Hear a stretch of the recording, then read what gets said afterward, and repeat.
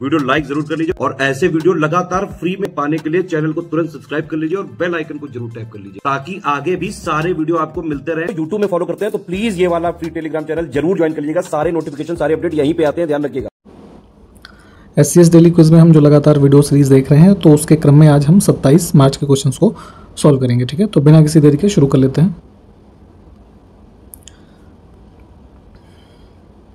पहला क्वेश्चन देखिए कि इनमें से कौन सा भारत में एक निजी क्षेत्र का बैंक है, यानी कि प्राइवेट सेक्टर बैंक है। ठीक, तो जैसे यूजुअली जो गवर्नमेंट सेक्टर के बैंक्स हैं जिनको कि आप शेड्यूल्ड कमर्शियल बैंक्स के नाम से जानते हैं, जो कि RBI एक्ट के जो सेकंड शेड्यूल है उसमें मेंशन्ड है। ठीक, तो प्राइवेट सेक्टर की बात करें तो जो विदेशी बैंक कुछ ऐसे हैं जिनको कि RBI ने यहाँ पे संचालन का लाइसेंस दे रखा है। तो उसमें अब इन दिए हुए ऑप्शंस में से देखेंगे तो फेडरल बैंक जो है ये हमारा एक प्राइवेट सेक्टर बैंक है। इसके साथ साथ जैसे स्टैंडर्ड चार्टर बैंक हो गया है ना, तो इस तरीके के बैंक्स हमारे ये प्राइवेट बैंक्स हैं। ठीक, चलिए अगला देखेंगे कि ग्रामीण और शहरी स्थानीय निकायों में महिला उम्मीदवारों के लिए कितनी सीटें आरक्षित हैं। ठीक, तो इसमें देखेंगे तो वुमेन्स के लिए जो पंचायत और अर्बन लोकल बॉडीज़ के इलेक्शन होते हैं उसमें मिनिमम 1/3 सीट्स जो हैं वो रिजर्व्ड होती हैं। ठीक है, और भारत में लगभग जो है 21 स्टेट्स ऐसे हैं हमारे, इनकी लिस्ट आप प्लीज़ एक बार सर्च करके देख लीजिएगा, जहाँ पर पंचायतों में 50% का रिजर्वेशन महिलाओं को दिया गया है।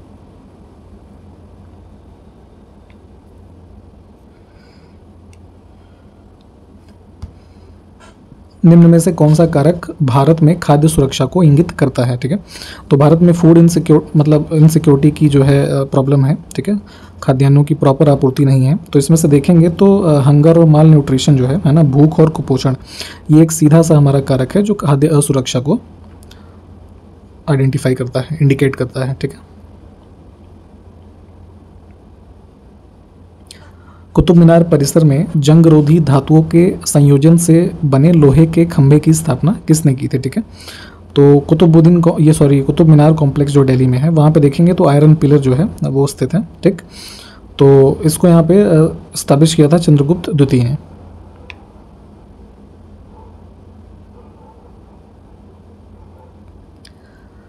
गुर्जर प्रतिहारों, राष्ट्रकूटों और पाल वंश के शासकों ने इनमें से जो है किस एरिया को जीतने के लिए, है ना, इस पे नियंत्रण करने के लिए लड़ाई लड़ी आपस में। ठीक, तो यहाँ पे जो है कन्नौज का जो है एरिया है, इसके लिए इनके आपस में बीच में युद्ध होता है। अगला है गोल गुंबज कहाँ पर स्थित है इन दिए हुए स्थानों में से।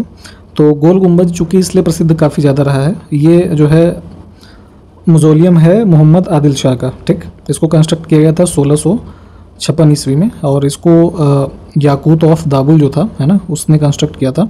और इसकी विशेषता ये है कि बिना किसी पिलर के जो है एक परफेक्ट डोम शेप में जो है ये मतलब मॉन्यूमेंट है ये। ठीक है, इसको सर्च करके इसकी पिक्चर देखिएगा।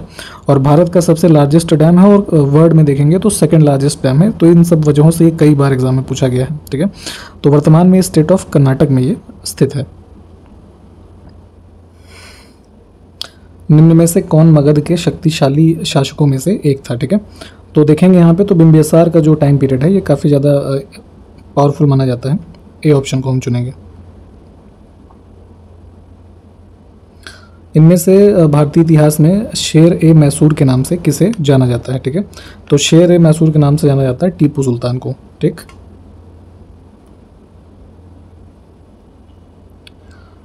1905 में जो है बंगाल का विभाजन जब हुआ था तो उस समय वायसराय भारत का कौन था। ठीक, तो 1905 में जो है ये पार्टीशन ऑफ बंगाल होता है, उस समय लॉर्ड कर्जन जो है ये भारत का वायसराय था।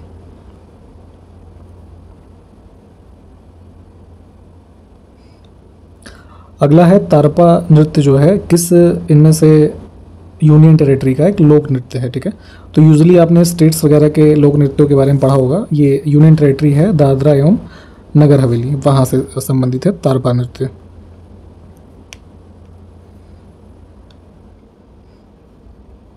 अगला है लेटराइट मृदा में निम्नलिखित में से किसकी अधिकता होती है। ठीक है, तो लेटराइट सॉइल्स जो है भारत में देखेंगे तो इनमें सबसे ज़्यादा जो है प्रेजेंस होती है आयरन ऑक्साइड की। ठीक है, लौह ऑक्साइड की। ऑप्शन ए जो हमारा है ये करेक्ट होगा। और इस सॉइल के बारे में 2-3 फैक्ट ये हैं कि जैसे कॉफ़ी है ना, और जो है काजू जो होता है ना, इन सब की प्रोडक्शन के लिए काफ़ी अच्छी सॉइल मानी जाती है। इसका पीएच मान जो है लगभग 4 से 5 के बीच में होता है, ठीक है। और जो है ऐसे एरियाज़ में ये जो मिट्टी पाई जाती है जहाँ पर की भारी बारिश होती है ना, और टेम्परेचर हाई होता है, तो ऐसे एरियाज़ में ये मिट्टी पाई जाती है। यूनेस्को द्वारा विश्व विरासत स्थलों की सूची में मुंबई के विक्टोरियन गॉथिक और आर्ट डेको एनसेम्बल्स को निम्न में से किस वर्ष में सूचीबद्ध किया गया था, ठीक है। तो यूनेस्को जो है यहाँ पे जो हेरिटेज लिस्ट होती है इनकी, तो उसमें सिटीज़ को या फिर मॉन्यूमेंट्स को रिकॉग्नाइज करता है। तो उसी क्रम में मुंबई में ये जो है विक्टोरियन गॉथिक आर्ट डेको एनसेम्बल्स क्या है, एक ग्रुप ऑफ बिल्डिंग्स है, तो इसको जो है रिकॉग्नाइज किया था एज ए हेरिटेज साइट वर्ष 2018 में, ठीक है। ऑप्शन डी जो है ये करेक्ट है। इसको एक बार सर्च करके देखिएगा, काफ़ी जो है स्ट्रक्चर इसका जो है काफ़ी यूनिक है। अगला देखिए, वॉशिंगटन स्थित यूएस इंडिया बिजनेस काउंसिल द्वारा निम्न में से किस वर्ष ग्लोबल लीडरशिप अवार्ड का जो है आरंभ किया गया था, ठीक। तो अमेरिका में ये जो है स्थित है यूएस इंडिया बिजनेस काउंसिल, ठीक है। तो इन्होंने ग्लोबल लीडरशिप अवार्ड देना शुरू किया था वर्ष 2007 से, ठीक। और अभी जो है 2021 के लिए HCL टेक्नोलॉजीज़ के से संबंधित जो शिव नाडर जी हैं वो और मल्लिका श्रीनिवासन है ना, इन 2 लोगों को यहाँ पे ये अवार्ड जो है दिया गया है 2021 के लिए, ठीक। तो इसको भी ध्यान रखिएगा। कोई विशिष्ट जैव रासायनिक अभिक्रिया प्रेरित करने के लिए उत्प्रेरक के रूप में कार्य करने वाले किसी सजीव द्वारा उत्पादित पदार्थ को क्या कहा जाता है, ठीक है। तो बेसिकली ये कहा जा रहा है कि जो है ऐसा सब्सटेंस है ना जो कि एक्ट करता है एज अ कैटलिस्ट, यानी कि उत्प्रेरक के रूप में बायोकेमिकल रिएक्शंस होने में, है ना। तो जैसे बॉडी में ही हमारे जो है कैटलिस्ट के रूप में ये कार्य करता है, जिसमें हमारे बायोलॉजिकल और केमिकल जो कुछ रिएक्शंस हैं बॉडी में संपादित होते हैं, तो इनको बोला जाता है एंजाइम, है ना। ऑप्शन सी जो है इसकी परिभाषा ही है ये।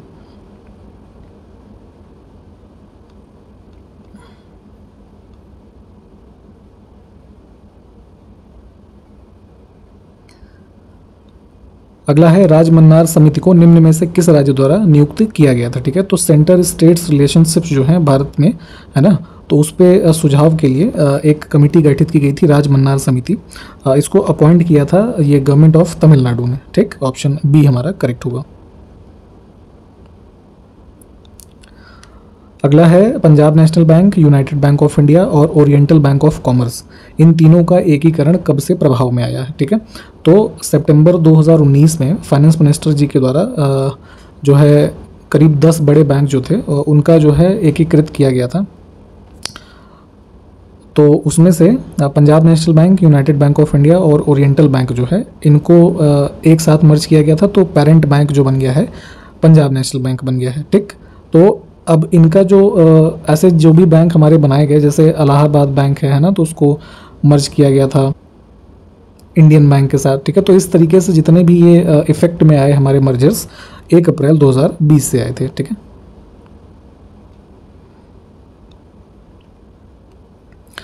भारत के संविधान का निम्न में से कौन सा अनुच्छेद पाकिस्तान के कुछ प्रवासियों की नागरिकता के अधिकारों से संबंधित है, ठीक है। तो देखिए हमारे कॉन्स्टिट्यूशन का जो सेकंड पार्ट है आर्टिकल 6 से 11 नहीं सॉरी 5 से 11 है, ठीक है। तो इसमें प्रावधान दिए हैं सिटीजनशिप से संबंधित, ठीक है। तो उसी में आर्टिकल हम 7 देखेंगे। तो चूंकि उस समय जब कॉन्स्टिट्यूशन लागू हुआ था तो पार्टीशन भी हुआ था, ठीक है। तो कुछ लोग यहाँ से पाकिस्तान गए थे, है ना, और कुछ वापसी भी आना चाहते थे, तो उनसे संबंधित यहाँ से प्रावधान इनके बारे में हमारे 7 नंबर जो आर्टिकल है इसमें लिखा हुआ है, ठीक है। तो इसको एक बार पढ़ के देख लीजिएगा, इसकी वर्डिंग्स जो हैं। प्रथम विश्व युद्ध आरंभ होने के समय भारत का गवर्नर जनरल निम्न में से कौन था, ठीक है। तो 1914 के टाइम पीरियड में जो है वर्ल्ड वॉर फर्स्ट स्टार्ट होता है। तो चूँकि इस दौरान 2000 कह रहा हूँ 1910 से लेके 1916 के बीच लॉर्ड हार्डिंग सेकंड जो है ये भारत के गवर्नर जनरल रहे, ठीक। तो इन्हीं के दौरान जो है फर्स्ट वर्ल्ड वॉर होता है और 1911 में ही जो है ये कैपिटल को कलकत्ता से शिफ्ट करके दिल्ली लाए थे, है ना। दिल्ली दरबार का आयोजन इनके शासनकाल में हुआ, है ना। और इसी इवेंट के दौरान जो है बंगाल का पार्टीशन जो 1905 में लॉर्ड कर्जन के टाइम पे हुआ था उसको भी कैंसिल किया गया था, ठीक। तो ये सब इवेंट जो है लॉर्ड हार्डिंग सेकंड से संबंधित हैं। प्रसिद्ध पुस्तक विवेक दीपिनी निम्न में से किसके द्वारा लिखी गई है? ठीक है, तो आदि शंकराचार्य जी जो थे ये उनकी पुस्तक है विवेक दीपिनी।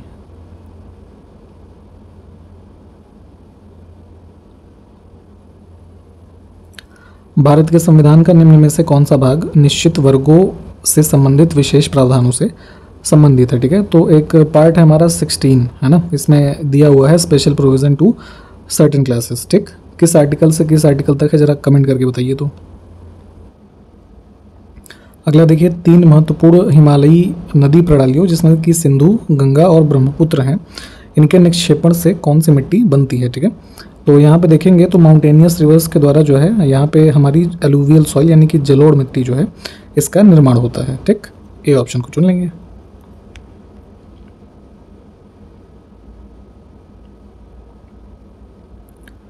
अगला है, ठहरे हुए जलाशयों में चमकदार मैले हरे धब्बे किसकी उत्पत्ति के कारण होते हैं? ठीक है, तो जैसे तालाब का पानी देखा होगा आपने, है ना, ऐसे कोई स्टैग्नेंट वाटर बॉडी हो तो उसमें ऐसे ग्रीन कलर का चमकदार आपको ऐसे परत दिखाई देगा ऊपर में, तो क्या है वो एल्गी के द्वारा जो है शैवालों के द्वारा बनते हैं, है ना, ऐसे जो ये हमारे हरे धब्बे होते हैं। ठीक,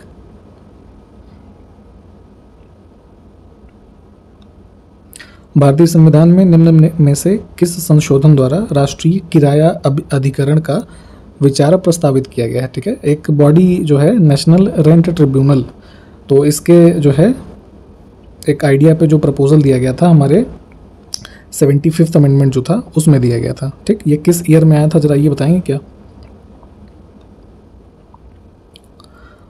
संविधान सभा में महिला प्रतिनिधियों की संख्या कितनी थी? ठीक है, तो कॉन्स्टिट्यूएंट असेंबली जिसने हमारा संविधान बनाया उसमें टोटल में देखेंगे तो सिर्फ जो है 15 महिलाएं थी। ठीक, ऑप्शन सी।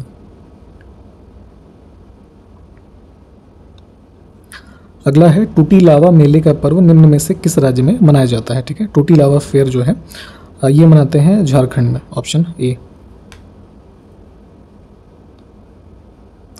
1018 में कन्नौज के निम्नलिखित में से किस शासक के समय महमूद गजनवी ने आक्रमण किया था? ठीक है, तो महमूद गजनवी का जब आक्रमण होता है भारत में 1018 के आसपास, तो उस समय जो कन्नौज का एरिया था यहाँ के जो रूलर थे ये थे राज्यपाल प्रतिहार। ठीक,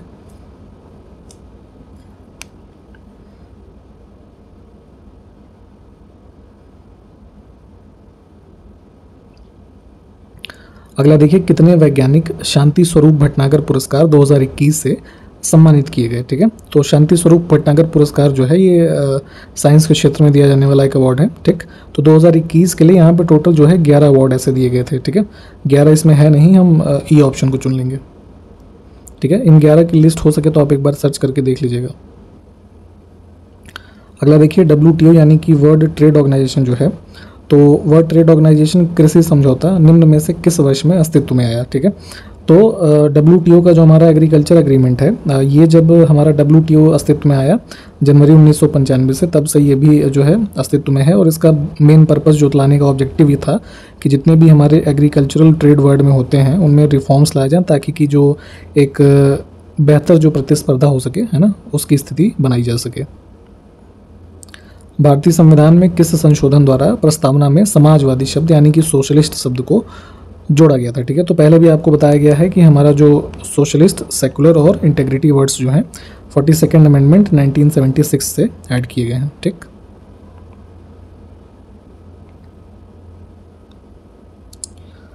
भारतीय संविधान का अनुच्छेद 19 निम्न में से किस विचार से संबंधित है? ठीक है, तो फंडामेंटल राइट्स जो हमारे हैं अनुच्छेद 12 से 35 तक। ठीक है, तो इनको जो है कैटेगरीज में कुछ कुछ डिवाइड किया गया है। ठीक है, तो अब हम यहाँ पे देखेंगे तो जैसे राइट टू इक्वलिटी है, ठीक, तो वो 14 से लेकर 18 तक के आर्टिकल जो हैं हमारे राइट टू इक्वलिटी में आ जाते हैं।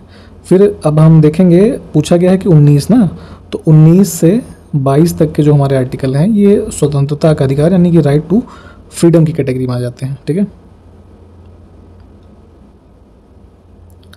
अगला है द लाइफ डिवाइन नामक पुस्तक के लेखक इनमें से कौन है? ठीक है, तो श्री अरविंदो की पुस्तक है लाइफ डिवाइन। भारत में शुष्क भूमि की कृषि मुख्य रूप से कितने सेंटीमीटर से कम वर्षा वाले क्षेत्रों में सीमित है? ठीक है, तो ड्राई लैंड एग्रीकल्चर के बारे में बात हो रही है। तो ऐसे एरियाज़ की कृषि को मुख्य रूप से शुष्क भूमि की कृषि से कह के संबोधित किया जाता है, जहाँ पर की वर्षा जो है 75 सेंटीमीटर से कम होती है। ठीक है,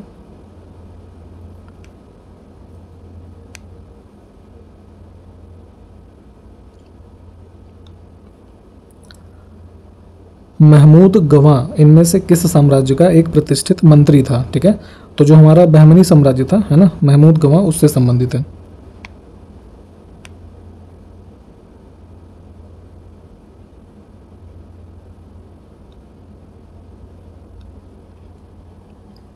नारत्यांग एकाश में यानी कि मोनोलिथ, है ना, तो ऐसे सिंगल सिंगल जो पत्थर की चट्टानें होती हैं, इनको एकाश्म के रूप में संबोधित किया जाता है।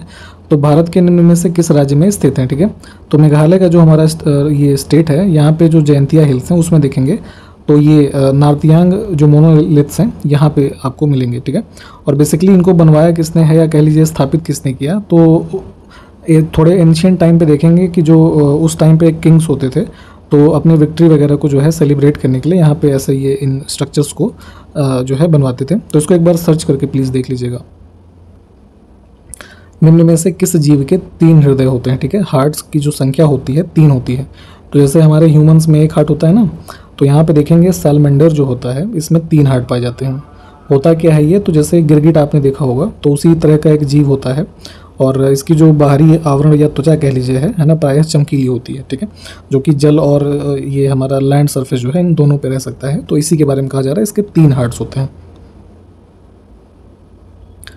अगला देखिए, चुंबकीय क्षेत्र की ओर से किसी वस्तु को आकर्षित किए जाने के बजाय इसे प्रतिकर्षित किए जाने की परिघटना निम्न में से क्या कहा जाता है इसको? ठीक है, तो मान लीजिए कि जैसे ये कोई एक मैग्नेटिक फील्ड है। ठीक, अब इसमें जैसे कोई मान लीजिए लोहे की वस्तु होगी तो इसको अपनी तरफ आकर्षित कर लेगी, है ना, तो आकर्षित करने के बजाय प्रतिकर्षित कर दे, है ना, दूसरी दिशा में रिपेल कर दे। ठीक, तो इस घटना को मीजनर इफेक्ट बोलते हैं, है ना, फिजिक्स का कॉन्सेप्ट है ये, डिटेल में आपको जानने की जरूरत नहीं है, यहाँ पे नाम ध्यान रखिए, इतना इंपॉर्टेंट है। गंगा का निचला मैदान भारत के निम्न में से किस पड़ोसी देश तक विस्तृत है? ठीक है, तो गंगा का अगर आप देखेंगे कोर्स ऑफ फ्लो, तो इधर उत्तराखंड, उत्तर प्रदेश, बिहार, है ना, ये सब होते हुए वेस्ट बंगाल में समाप्त हो रही है। तो किस देश तक जा रही है? बांग्लादेश तक, है ना, तो हम सी ऑप्शन को चुन लेंगे।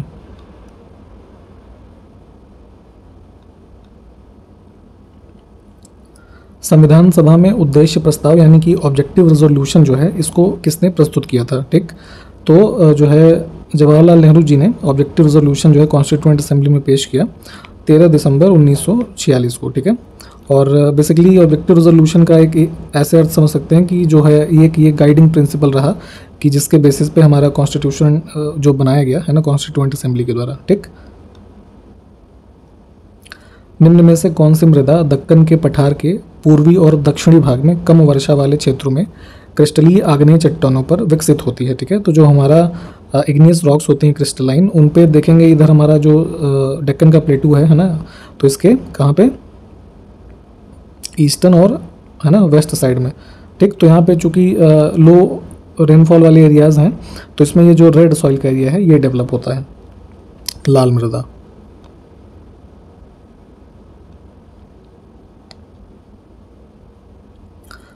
निम्न में से कौन सा पर्वतीय दर्रा अरुणाचल प्रदेश के हिमालयी क्षेत्र में अवस्थित है? ठीक है, तो माउंटेनियस पासेस जो है इंपॉर्टेंट ये पूछे जाते हैं आपसे। तो अगर हम देखेंगे तो अरुणाचल प्रदेश में यहाँ पे हमारा ये दिफू जो है ये स्थित है।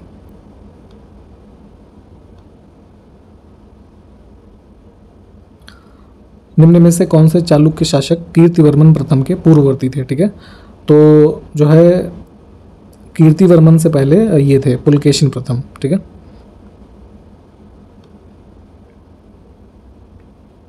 निम्न में से किस शास्त्रीय नृत्य में प्रायः भगवान कृष्ण के जीवन के दृश्य जो है वो प्रदर्शित किए जाते हैं? ठीक है, तो शास्त्रीय जो क्लासिकल डांस फॉर्म्स हैं हमारे भारत में, इनकी लिस्ट आपको पता होनी चाहिए, जैसे मोहिनीअट्टम, कथकली, सत्रिया, है ना, मणिपुरी, फिर आपका जो है कथक है इधर, है ना, और इसके अलावा कुचिपुड़ी जो है। ठीक, तो इसमें मणिपुरी में हम देखें तो इसमें जो है भगवान कृष्ण के जीवन के जो कुछ ऐसे दृश्य हैं उनको डांस के फॉर्म्स में प्रस्तुत किया जाता है, जो कि मणिपुर का जो स्टेट है यहाँ पे परफॉर्म किया जाता है इसको। ठीक,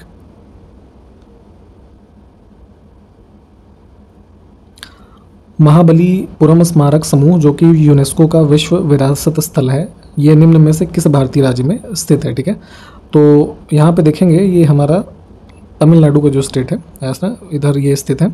और इनको जो कंस्ट्रक्ट करवाया था 7वीं से 8वीं सेंचुरी के टाइम पीरियड में जो पल्लव किंग्स थे उनके द्वारा इसको बनवाया गया था। ठीक, और ये यूनेस्को का एक हमारा जो है हेरिटेज साइट रिकॉग्नाइज्ड है, इसको भी ध्यान रखिएगा। और इसी प्रश्न के साथ वीडियो भी समाप्त करेंगे। अगले वीडियो में मिलते हैं आपसे। नमस्कार, जय हिंद।